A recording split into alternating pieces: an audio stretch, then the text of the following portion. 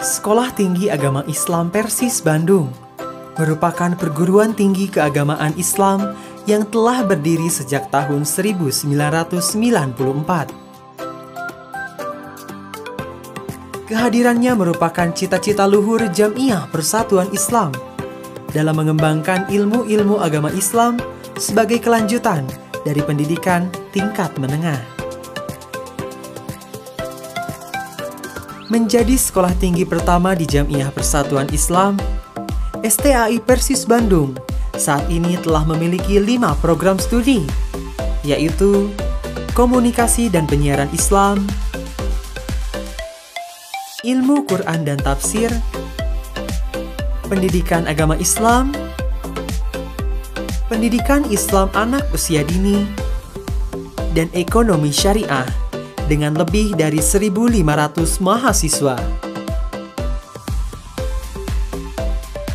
Sebagai sekolah tinggi agama Islam swasta terbaik ketiga se-Jawa Barat, STAI Persis Bandung memiliki sarana dan prasarana yang mendukung proses pembelajaran, seperti gedung milik sendiri, ruang kelas yang telah dilengkapi dengan media pembelajaran, perpustakaan,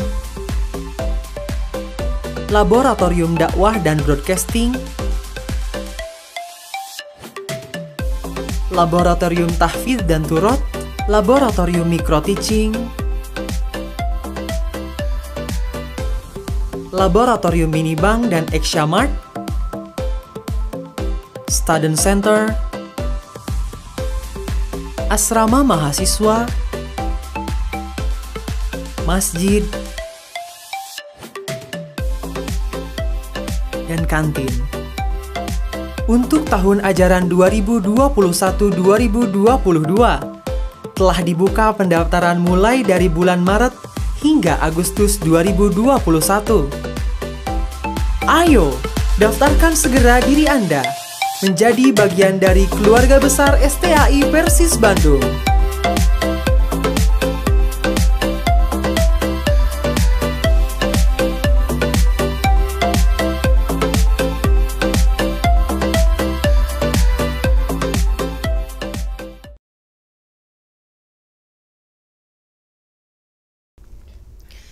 Bismillahirrahmanirrahim.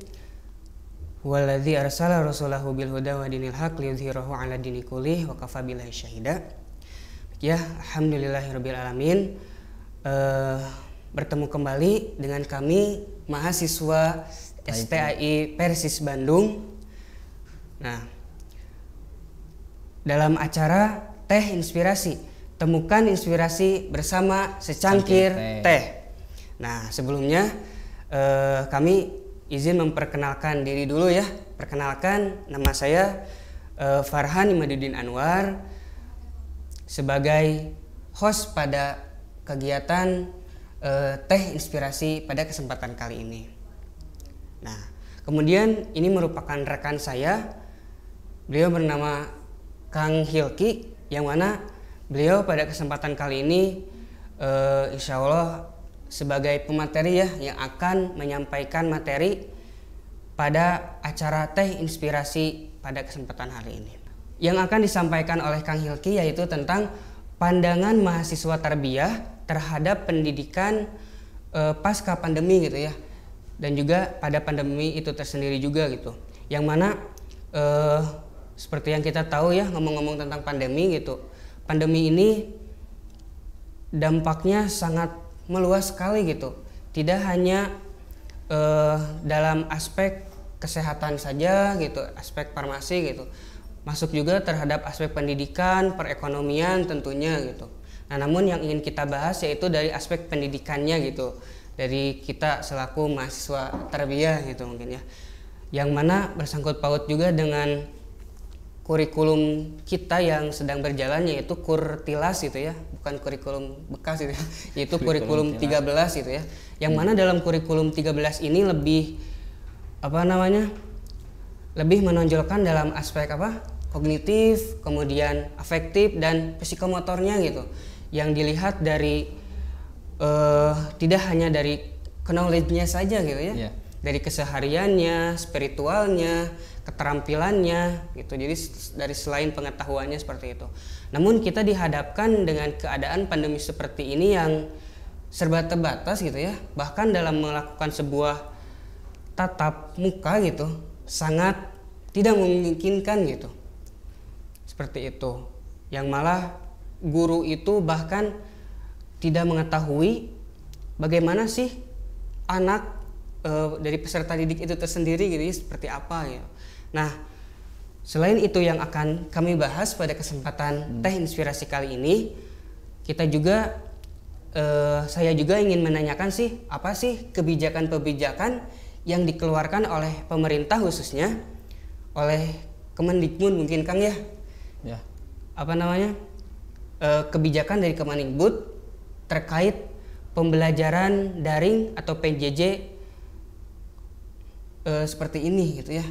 Nah, nanti untuk pembahasan lebih dalamnya, lebih luasnya akan disampaikan oleh Kang Hilki. Untuk selanjutnya kepada Kang Hilki, waktu dan tempat saya persilahkan. Gimana Kang? Hatur nuhun kepada Kang Farhan waktu dan tempatnya. Sebelumnya alhamdulillahilladzi arsala rasulahu bil huda wa dinil haq liyudhhirahu 'ala dini kullihi walau karihal kafirun. Asyhadu an la ilaha illallah wahdahu la syarikalah wa asyhadu anna Muhammadan abduhu wa rasuluhu alladzi la nabiyya ba'dah amma ba'd. Kalau berbicara tentang tadi pasca pandeminya Kang Farhan, sebenarnya tidak bisa diprediksi secara pasti. Karena kalau misalkan melihat kepada kebijakan-kebijakan dari pemerintah selaku pengatur ataupun pengarah terhadap pendidikan-pendidikan yang ada di Indonesia ini belum jelas. Sampai akhirnya pun dari Kemendikbud pada awal Juni kemarin meluncurkan kebijakan baru bahwa di bulan Juli itu, bulan sekarang, sekolah itu mulai tatap muka. Namun melihat kebijakan lain dari pemerintahan itu malahan ada PPKM darurat ya, di mana semua fasilitas-fasilitas yang mengundang banyak massa itu dibatasi Kang Farhan. Nah, kalau misalkan melihat kedua kebijakan tersebut adanya kontradiksi yang dari pemerintahan itu mengadakan PPKM darurat yang mengurangi banyaknya massa, sedangkan dari Kemendikbud Pak Nadiem Makarim menjelaskan bahwa bulan Juli itu tidak dijelaskan secara rinci kapan dan seperti apa, pokoknya mulai masuk sekolah pada bulan Juli. Betul. Bisa nanti setelah PPKM darurat ataupun di akhir bulan Juli. Nah, melihat pandangan-pandangan tersebut atau kebijakan lain di awal 2020 itu Kemendikbud merumuskan beberapa terobosan perihal berjalannya pendidikan Indonesia atau memperbaiki sistem-sistem pendidikan Indonesia Kang Farhan. Yang pertama, terobosan dari Kemendikbud selaku pengatur pendidikan di Indonesia itu membuat Merdeka Belajar, di mana membagi Merdeka Belajar itu ke beberapa episode, jika film wailahnya episode-episode. Nah, yang episode pertama itu dari Kemendikbud membahas tentang penghapusan USBN di berbagai instansi sekolah, kemudian menggantikan UN, terus meringkas tentang RPP dan lain sebagainya. Nah, di sini memang akan ada dampak positif dan negatifnya.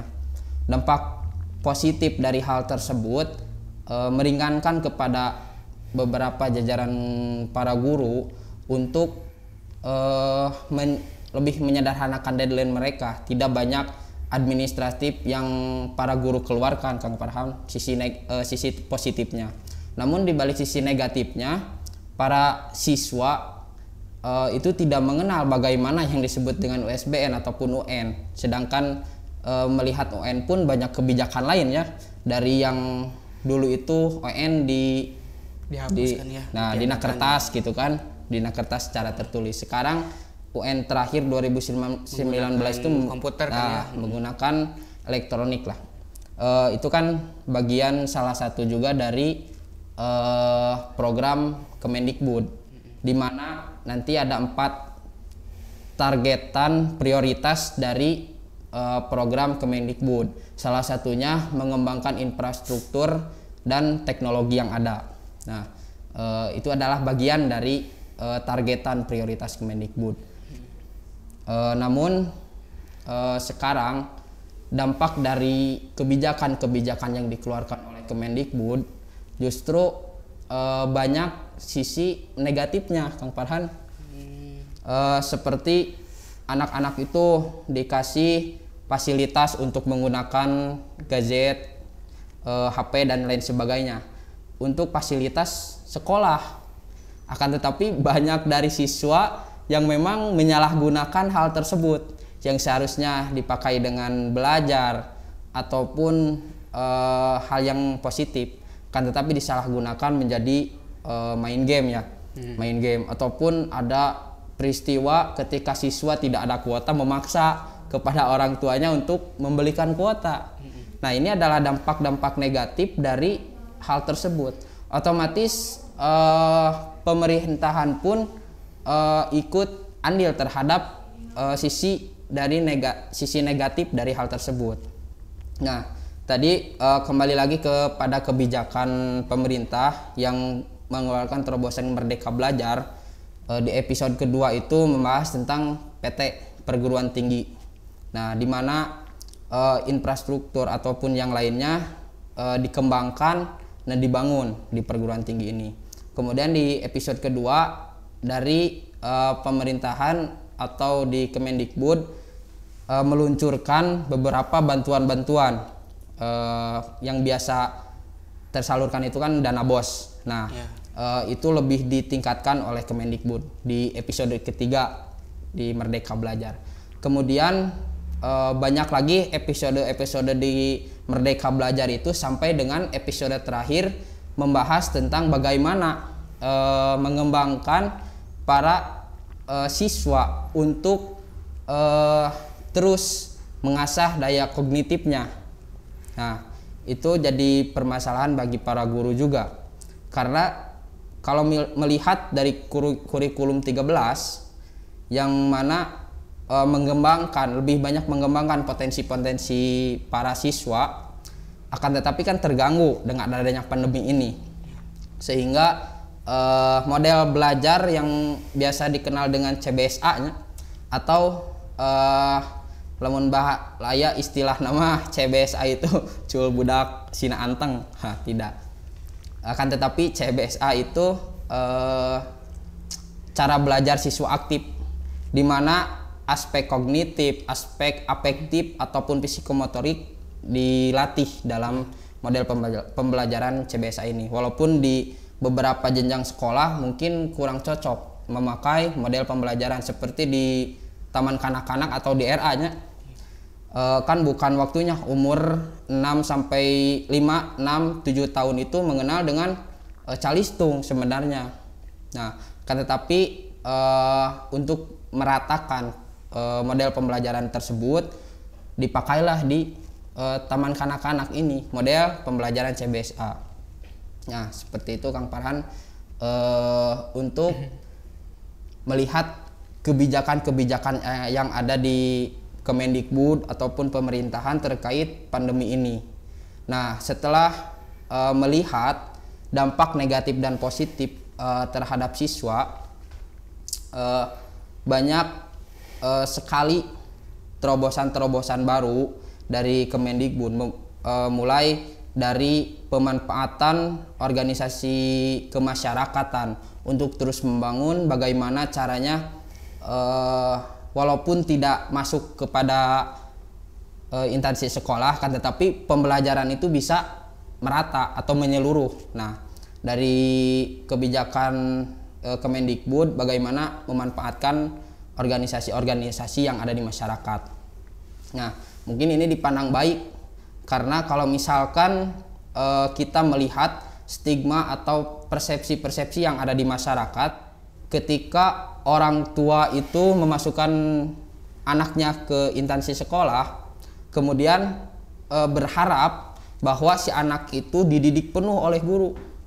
Padahal ini adalah persepsi yang salah, karena di sekolah itu kan terbatas ruang dan waktu.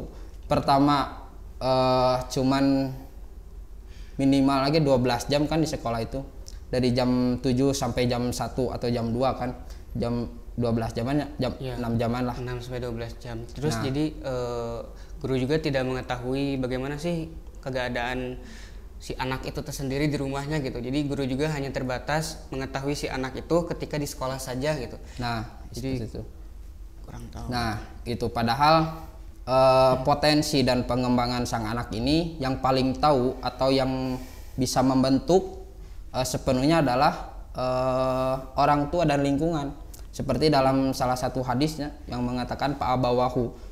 Kalau misalkan diartikan secara kalimat yang artinya bapak-bapak kalian, tetapi ditafsirkan secara lain fa'abawahu di sini adalah umum. Bisa orang tua secara biologis ataupun orang tua di luar, ya seperti guru ataupun lingkungan. Orang tua secara intelektual gitu ya. Nah, seperti itu. Mungkin sisi positifnya dari hal tersebut, si anak bisa mengenal bagaimana cara menggunakan teknologi. Yang salah satu tadi sasaran dari pemerintah, bagaimana teknologi tersebut dimanfaatkan dan bisa direalisasikan di kalangan masyarakat. Yang dulu itu kan kita tidak mengenal bagaimana menggunakan media dengan masa banyak kan. Sekarang ada aplikasi-aplikasi ataupun sistem-sistem yang menyediakan hal tersebut. Nah, mungkin itu adalah dampak positif dari dampak pandemi pada saat ini, Kang Farhan. Nah, seperti itu mungkin. Baik ya, untuk selanjutnya bagaimana nih pandangan Kang Hilki gitu selaku mahasiswa tarbiyah terkait pembelajaran di pandemi seperti ini, dan juga bagaimana pandangan tentang pembelajaran di pasca pandemi nanti gitu. Bagaimana pandangan khusus Hilki gitu sebagai mahasiswa? Pandangan ketika pandemi sekarang itu kan banyak dimulai dari sejarah. Bagaimana sejarah mengajarkan kepada kita untuk belajar ketika adanya pandemi ataupun sejenisnya. Nah, banyak konsepsi-konsepsi di Islam yang mengajarkan ketika di luar non formal. Nah, menurut Said Nukib Alatas mengajarkan bahwa konsep dasar dari pendidikan itu adalah mengajarkan takdib, yang mana takdib atau perilaku moral itu dikedepankan sehingga siswa dapat patuh terhadap apa yang disampaikan oleh guru ataupun orang tua ataupun melihat masyarakat. Karena kalau misalkan melihat kepada firman Allah Subhanahu wa taala di Quran surat Al-Alaq ayat pertama, Iqra bismi rabbikal ladzi khalaq, yang mana Iqra di sana tidak pengertian dalam artian khusus, kan tetapi umum.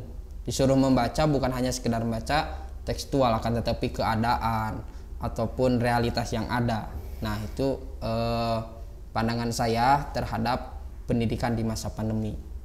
Adapun setelah pandemi atau pasca pandemi, lebih baiknya itu mengikuti kebijakan-kebijakan yang digagas oleh Kemendikbud, yang mana menghadirkan atau mengasah daya kognitif, afektif ataupun psikomotorik sang anak, dimulai dari pembelajaran formal ataupun non formal. Bagaimana anak mengenal baik atau buruk, bisa membedakan bagus atau tidaknya, ataupun dari sisi intelektual mengenal. Kalau misalkan dalam konsepsi Islam itu menurut Said Sabiq menghadirkan sifat ketauhidan. Otomatis sebelum apapun sang anak itu dilatih atau diperkenalkan kepada siapa Tuhannya, apa agamanya. Nah, itu menurut Said Sabiq dalam bukunya. Seperti itu, Kang Farhan. Ya, baik, terima kasih ya. Baik, saya sedikit ada pertanyaan ya buat Kang Hilki gitu. sebagaimana yang pernah kita pelajari gitu ya, Ya. Tentang penggunaan alat elektronik gitu, misalkan kayak HP, laptop gitu, yang mana untuk tingkat anak-anak usia dini gitu ya, contohnya mulai dari tingkat SD gitu sama SMP, yang mana anak-anak tersebut itu belum waktunya untuk diberikan gadget gitu ya, HP Belum gitu. waktunya mengenal. Ya. Mengenal gitu. Apalagi dengan akses internet sekarang yang bisa menjelajah segala sesuatu gitu. Nah, namun dengan adanya pandemi seperti ini, mau tidak mau orang tua tuh harus memberikan fasilitasi untuk anaknya belajar online gitu kan. Namun dikarenakan si orang tua itu kedua-duanya bekerja gitu. Jadi setelah pembelajaran selesai, terkadang si anak itu malah melanjutkan menggunakan HP itu seperti game online atau mengakses YouTube ataupun film-film yang lainnya gitu, yang mana tidak terkontrol oleh orang tua gitu. Nah, itu ya masalah yang pertama gitu. Terus, nah, apakah ada dampak dari segi psikologis bagi anak itu terhadap motivasi belajar nanti ketika setelah pandemi ini selesai gitu? Jadi bagaimana menurut Kang Hilki? Mungkin ketika sang anak di umur 6 tahun sampai 14 tahun, 15 tahun, ketika menggunakan elektronik atau media-media tersebut, perlunya ada bimbingan ataupun ada perhatian dari orang tua maupun orang-orang terdekatnya yang lebih mengerti terhadap hal tersebut. Nah, supaya tidak terjadi ketika sang anak mulai ada rasa penasaran terhadap barang ataupun media tersebut, membuka terhadap aplikasi-aplikasi lain selain untuk belajar, sehingga nantinya ketika menemukan yang sesuai dengan keinginannya dan membuat candu gitu Kang Farhan. Nah, otomatis nanti ketika sudah menjadi candu atau ketagihan terhadap hal tersebut bisa berdampak negatif yang berkelanjutan. Nah, seperti itu. Untuk tadi dampak dari psikolog anak ketika mengenal hal-hal tersebut ya di luar perhatian orang tuanya ataupun orang-orang terdekatnya yang lebih mengerti, mungkin yang akan menjadi tumpul itu daya kognitif, di mana intelektual, emosional ataupun hal-hal yang lainnya menjadi tumpul. Ketika anak itu dituntut untuk bersosial, anak itu dituntut untuk mengaplikasikan segala pengetahuannya, mengapresiasikan segala apa yang ia dapat ketika belajar, mungkin si anak menjadi tidak bisa ataupun ada rasa minder lah. Nah, ketika mulai pembelajaran seperti biasa, seperti itu Kang Farhan. Mungkin Kang Farhan bisa mengeluarkan pandangannya juga terhadap anak yang seperti itu, bagaimana gitu ta?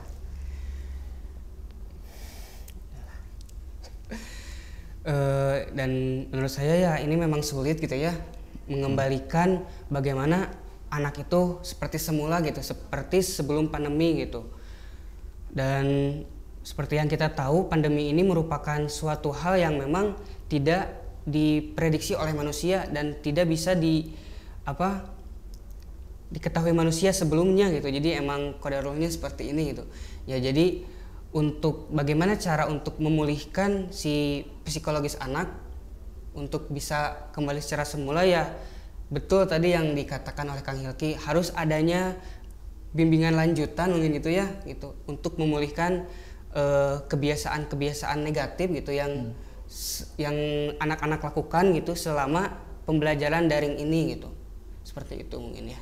Ya, walaupun mungkin Kang Farhan kita tidak bisa memprediksikan kapan pandemi ini berakhir, namun kita harus mempersiapkan ketika pandemi sudah berakhir, kita siap ketika segala sesuatu atau instansi pendidikan itu berjalan dengan normal. Bagaimana kita menarik daya tarik anak itu untuk melanjutkan sekolahnya, ataupun sekarang kan waktu tidak pasti ya, kapan waktu belajar ataupun kapan waktu bermain, karena kebanyakan itu sering belajar di rumah sehingga anak pun lupa akan kapan waktu belajar nih, kapan waktu main nih, sehingga tidak terfokuskan untuk kepada pendidikan. Nah, persiapan juga harus disiapkan dari sekarang untuk nanti menghadapi pasca pandemi ini seperti apa. Nah, seperti itu mungkin Kang Farhan. Baik ya. Terima kasih Kang Ilki atas jawabannya ya, luar biasa. Mudah-mudahan apa yang telah disampaikan oleh Kang Ilki tadi bisa ada manfaat yang bisa kita ambil ya. Sebelum kita tutup, kami informasikan kepada seluruh masyarakat gitu, bila mana ada saudara atau teman kerabat yang ingin daftar kuliah atau masih bingung mencari perguruan tinggi. Nah, di sini kami masih membuka penerimaan calon mahasiswa baru gelombang 2 ya. Itu Kang Ilki yang dibuka mulai dari hari ini sampai nanti tanggal 14 Juni 2021 seperti itu. Jangan lupa like, komen, dan subscribe YouTube kami, yaitu YouTube Staypi Bandung Official. Baik, mungkin kami cukupkan pertemuan pada kesempatan kali ini. Mohon maaf bila mana terdapat kesalahan dan juga kekurangan dari kami. Aqulu qouli hadza wa astaghfirullah li wa lakum. Assalamualaikum warahmatullahi wabarakatuh.